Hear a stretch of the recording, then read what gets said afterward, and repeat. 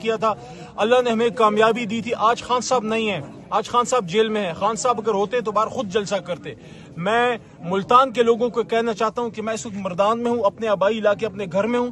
یہاں سے 11 کی 11 سیٹیں ان پشتونوں نے، ان پاکستانیوں نے عمران خان صاحب کی جھولی میں پھینکی ہیں. میں آپ کو آج یہ کہنا چاہتا ہوں کہ آپ تیمور ملک کو نہ دیکھیے. تیمور ملک نہیں ہے، یہ عمران خان کھڑا ہے. آپ سے درخواست یہ ہے کہ کل آپ نکلیں اور تاریخی ووٹ ڈالیں تیمور ملک کو، بیرسٹر کو کامیاب کریں، بیرسٹر تیمور ملک کو.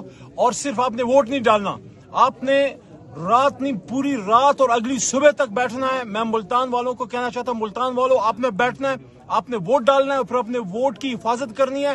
تب تک گھر نہیں جانا جب تک آپ فارم 47 لے کے نہ آئیں اور تیمور ملک کو وہاں سے جتائیں، تاکہ عمران خان صاحب کو میسج جائے کہ ملتان زندہ ہے، ملتان کھڑا ہے اور ملتان نہیں جھکا، ملتان نہیں بکے گا.